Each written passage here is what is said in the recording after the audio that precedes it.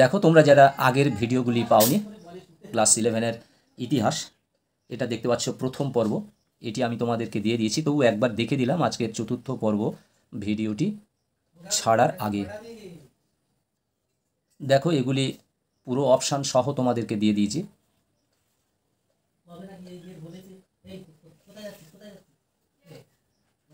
এরপরে দেখো পরের পেজ,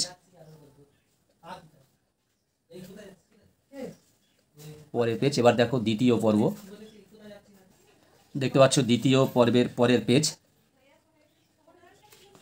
যারা আগের ভিডিওগুলো পাওনি তোমরা অবশ্যই করে প্লে লিস্টটা ফলো করো, প্লে লিস্ট ফার্স্ট সেমিস্টার বলে। দেখো চতুর্থ পর্ব আমি 84 থেকে শুরু করেছি, তার মানে এখানে আমার তৃতীয় পর্ব পর্যন্ত 83টা প্রশ্ন থাকবে। দেখতে পাচ্ছ লাস্টের এই যে প্রশ্নটা 83 নাম্বার। আমার স্নেহের প্রিয় ছাত্রছাত্রী ভাই বোনেরা, আশা করি তোমরা সবাই ভালো আছো। আমি আজকেরও তোমরা যারা একাদশ শ্রেণীতে পড়ছো, এই একাদশ শ্রেণীতে তোমাদের যাদের ইতিহাস সাবজেক্টটি আছে, আজকেরও তোমাদের প্রথম অধ্যায় ইতিহাসের ধারণা এবং প্রথম সেমিস্টারের জন্য পর্ব 4, প্রথম অধ্যায় পর্ব 4 আবারও কয়েকটি প্রশ্ন, 30-32টা প্রশ্ন তোমাদের জন্য নিয়ে এসেছি। আমি তোমাদেরকে গতকাল বলেছিলাম যে তোমাদের যে আমি প্রশ্ন দিচ্ছি line to line, line by line, যে প্রশ্ন আমি পাচ্ছি পড়ে পড়ে আমি সেই প্রশ্নগুলো তোমাদের এক জায়গায় করে দিচ্ছি। এরপরে কিন্তু তোমরা লাস্ট মিনিট সাজেশন পাবে, অর্থাৎ ইম্পর্টেন্ট যে প্রশ্নগুলো, সেই ইম্পর্টেন্ট প্রশ্নগুলো আমি একটা ভাগে ভাগ করে তোমাদেরকে পাঠাবো, এবং সেটি অগাস্ট মাসে। কারণ আরও অনেক সাবজেক্ট আছে, এইগুলোর প্রশ্ন উত্তরগুলো সারতে প্রায় আরও 1 মাস কেটে যাবে।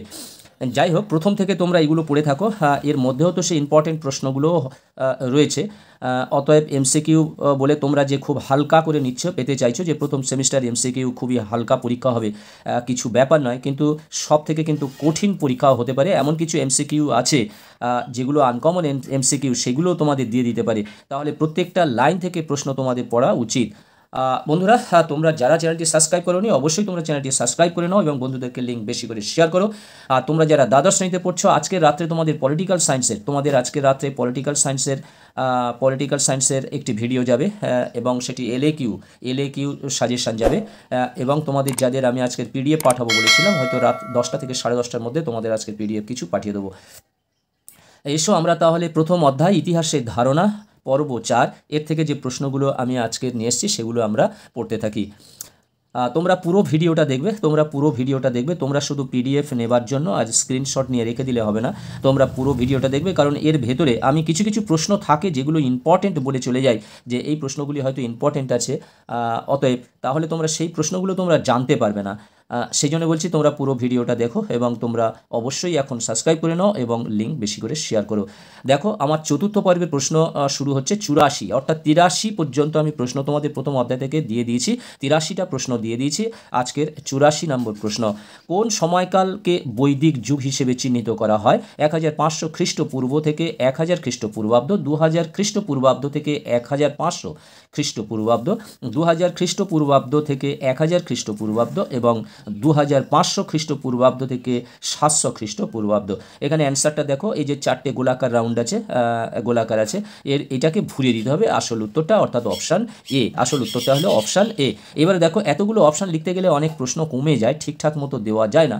আমি তোমাদেরকে সেই জন্য কি করেছি, জাস্ট উত্তরটা আমি তোমাদেরকে দিয়ে দিচ্ছি, এর সঙ্গে আরও 3টে অপশান থাকবে, এবং আসল উত্তরটা তোমরা যদি মনে রাখো তাহলে তোমরা সেটাকেই অ্যান্সার বলে ঠিক করতে পারবে, এবং অল্প সময়ের মধ্যে তোমাদের অনেকটা পড়া এগিয়ে যাবে। দেখো 85 দাগের প্রশ্নটা কি বলা হয়েছে, সমুদ্রগুপ্তের অশ্বমেধ মুদ্রায় কোন রানীর দেহ ভঙ্গিমা দেখা গিয়েছিল?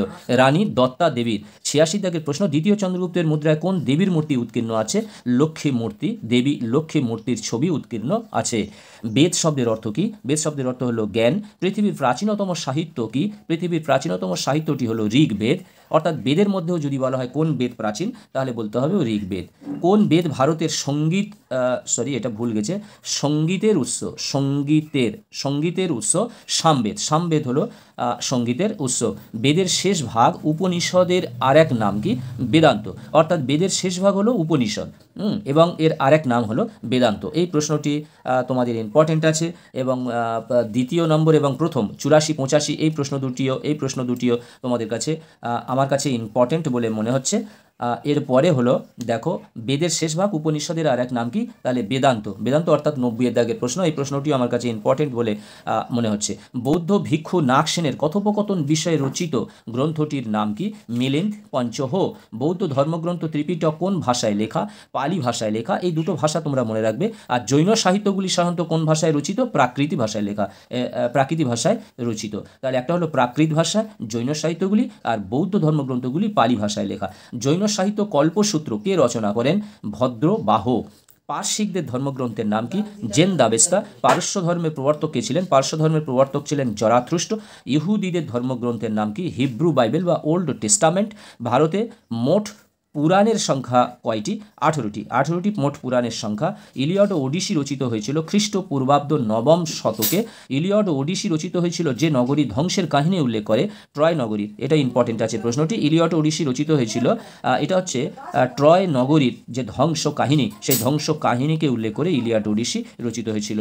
প্রাচীন সুমেরের মহাকাব্যটির নাম কি? গিলগামেশ। রাস্তরঙ্গিনী কার লেখা? কলহন। রাস্তরঙ্গিনী কার লেখা?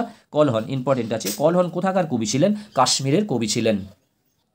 বন্ধুরা তোমরা যারা সাবস্ক্রাইব করোনি অবশ্যই তোমরা সাবস্ক্রাইব করে নাও এবং বন্ধুদেরকে লিঙ্ক বেশি করে শেয়ার করো। দেখো এখানকার এই প্রশ্ন কটা সবকটি ভালো প্রশ্ন। কাকে বাদ দেবো কাকে রাখবো তোমাদের অবশ্যই করে এগুলো মনে রাখতে হবে। অশ্বঘোষ কে ছিলেন? কনিষ্কের সভাকবি ছিলেন অশ্বঘোষ। অশ্বঘোষের লেখা গ্রন্থের নাম কি? বুদ্ধচরিত। বাণভট্ট কে ছিলেন? হর্ষবর্ধনের সভাকবি। বাণভট্টের লেখা গ্রন্থের নাম কি? হর্ষচরিত। রামচরিত মানস বা রামচরিত কার লেখা? সন্ধ্যাকর নন্দীর। অর্থশাস্ত্রের রচয়িতা হলেন কৌটিল্য। অর্থাৎ অর্থশাস্ত্র রচনা করেন কে? না কৌটিল্য। মুদ্রা রাক্ষস কার লেখা? বিশাখ দত্ত। কোন গ্রন্থ থেকে প্রথম ইন্ডিয়া নামের উল্লেখ পাওয়া যায়? হিস্টোরিয়া। হিস্টোরিয়া গ্রন্থ থেকে প্রথম ইন্ডিয়া এই কথাটির উল্লেখ পাওয়া যায় এবং হিস্টোরিয়া গ্রন্থের রচয়িতাকে? হেরোডোটাস। বরাহমিহিরের লেখা গ্রন্থের নাম কি? বরাহমিহিরের লেখা গ্রন্থের নাম হলো সূর্য সিদ্ধান্ত। গীতগোবিন্দ কার লেখা? কবি জয়দেবের লেখা। পাণিনির লেখা গ্রন্থটির নাম কি? অষ্টাধ্যায়ী। পবনদূত কার লেখা গ্রন্থ? ধ্বয়ী। বন্ধুরা এই পর্ব 4 শেষ করলাম। আর একটি পর্ব দিয়ে তোমাদের প্রথম অধ্যায়টা শেষ হয়ে যাবে। তারপর আমি দ্বিতীয় অধ্যায় ধরবো, ইউনিট 2টা। অর্থাৎ তোমাদের তো মোট তিনটে ইউনিট আছে। এবার প্রথম ইউনিট আর একটা ভিডিওর মাধ্যমে প্রথম ইউনিট শেষ করব, তারপরে আমি তোমাদের দ্বিতীয় ইউনিট ধরবো। বন্ধুরা আজকের মতো ভিডিওটি শেষ করলাম। আবার কথা হবে নেক্সট ভিডিওতে অন্য একটি সাবজেক্ট নিয়ে। তোমরা সবাই ভালো থাকবে, সুস্থ থাকবে। অবশ্যই চ্যানেলটি সাবস্ক্রাইব করবে এবং বন্ধুদেরকে লিঙ্ক বেশি করে শেয়ার করবে। তোমরা যারা সাবস্ক্রাইব করে নিয়েছো তোমাদের অসংখ্য অসংখ্য ধন্যবাদ।